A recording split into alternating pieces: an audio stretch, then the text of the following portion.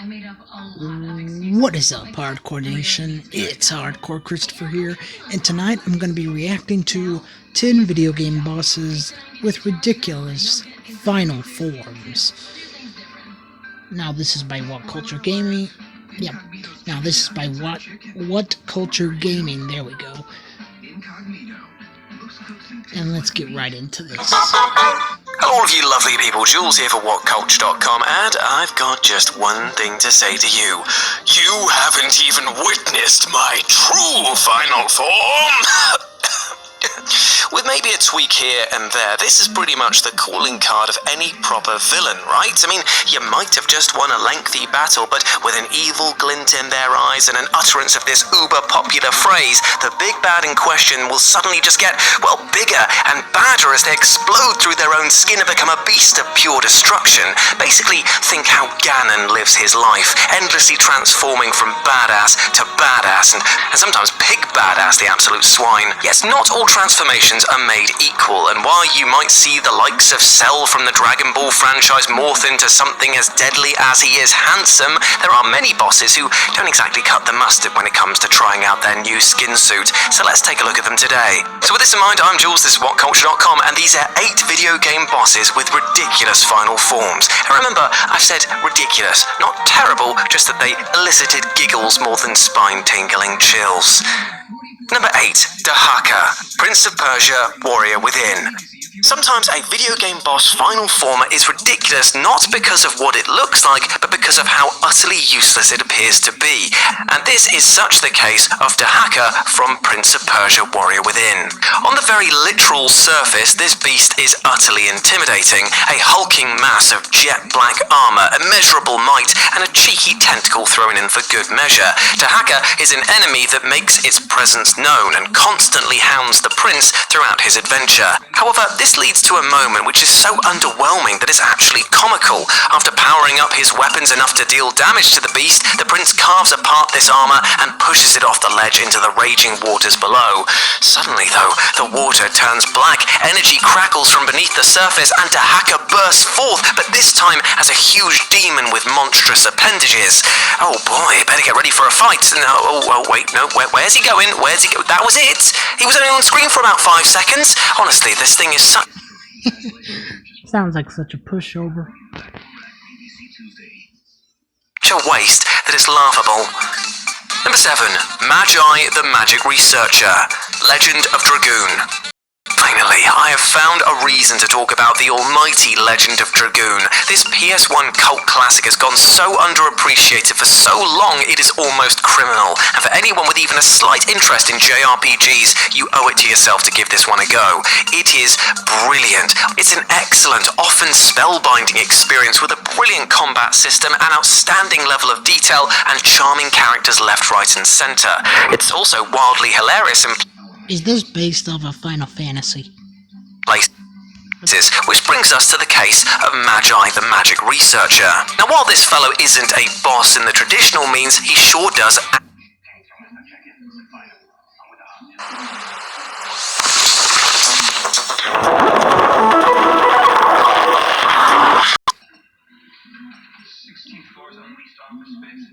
act like one. This guy, well, he's been spending a little bit too long in the depths of the Black Castle, and while he believes himself to be a master of the arcane arts, his efforts amount to little more than boastful jabbering. However, when pushed by the party, he claims that he will transform into a beast that will destroy them all, only to fail at this and end up as a wee dog, which the group then comments on as looking cute. I definitely think that this is a case of his bark being much worse than his bite.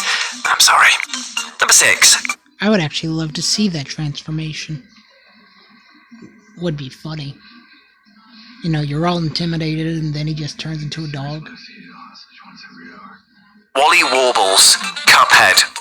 For the most part, the bosses in Cuphead are no joke. While they might look like they're straight out of a children's cartoon, they will crush you like an episode of Black Mirror. And as this shady bunch isn't ever going to go down without a fight, they will try everything and anything they can to get the edge over you and your mate Mugman, including adopting multiple forms. However, while Goopy Legrand won't even let death itself stop him from having a go, Wally Warbles ends up in much worse condition during his boss fight.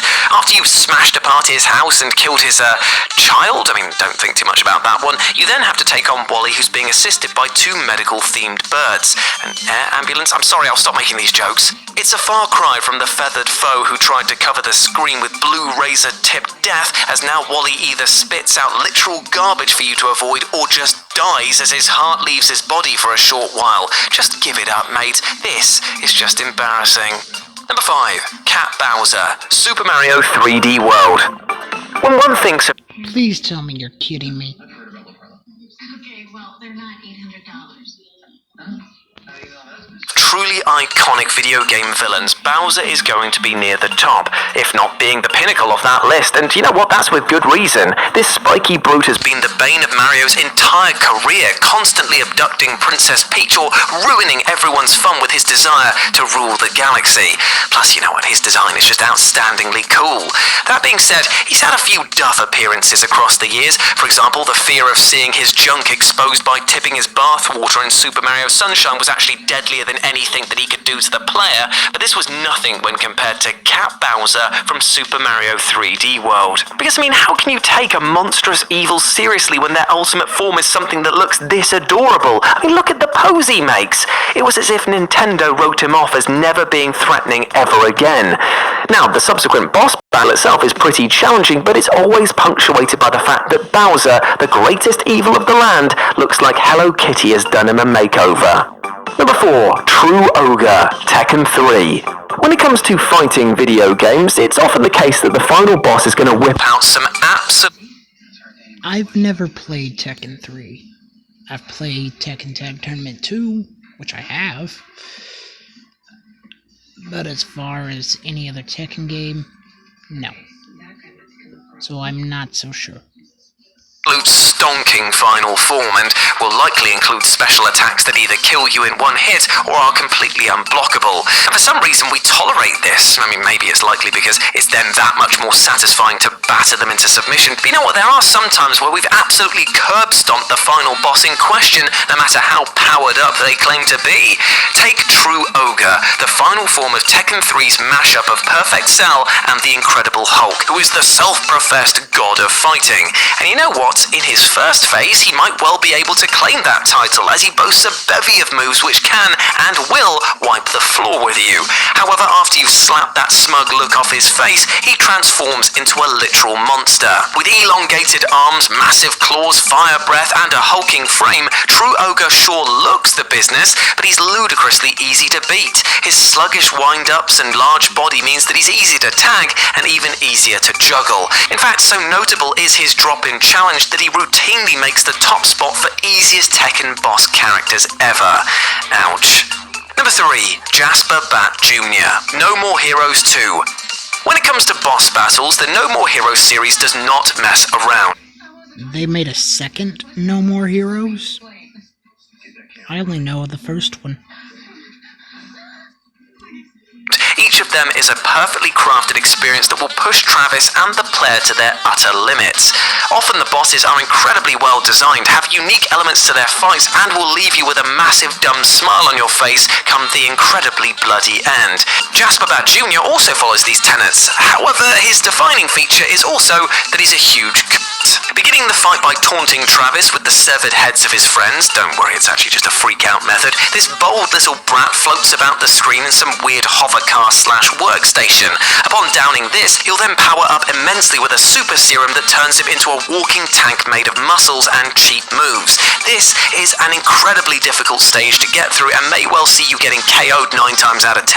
However, if you can make it through, well, it is just bizarre what happens next. After being drop-kicked out of a window, Travis and Henry seem to think that the battle is over. That is until a giant inflatable version of Jasper then appears, scraping the roof off the building that you're in.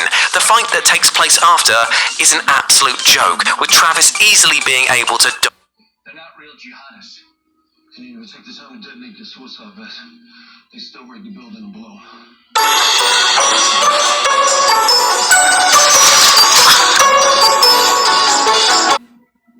He was targeted. I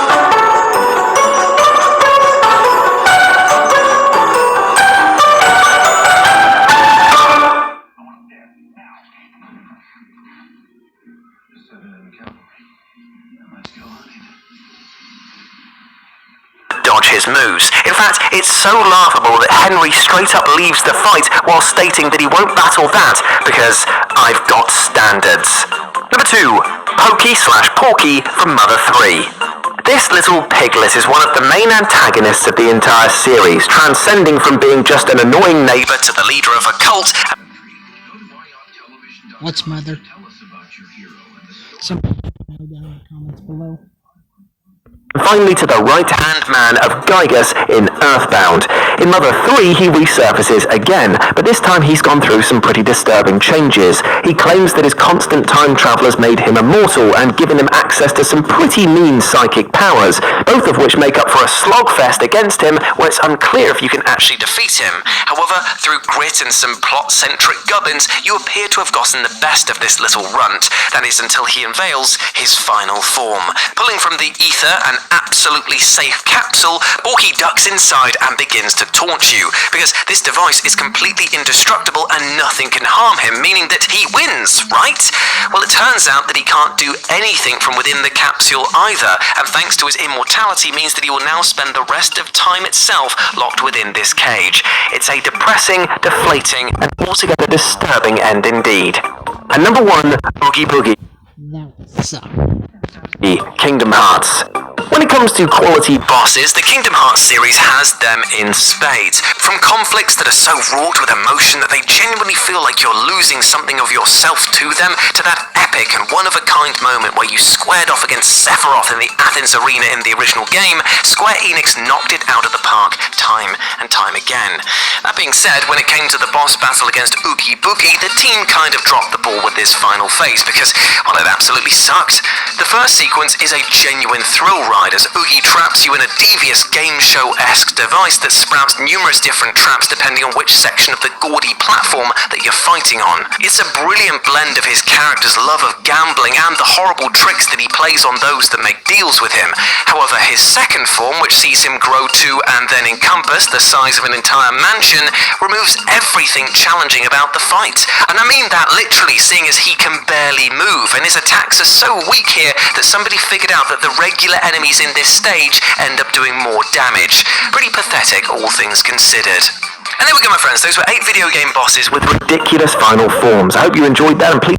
Very pathetic indeed. And with that, this concludes my reaction to 10 video game bosses with ridiculous final forms, again by What Culture Gaming. I hope you all enjoyed. Don't forget to like, comment, subscribe, hit that notification bell, and as always, I'm Hardcore Christopher. Keep it hardcore, everyone.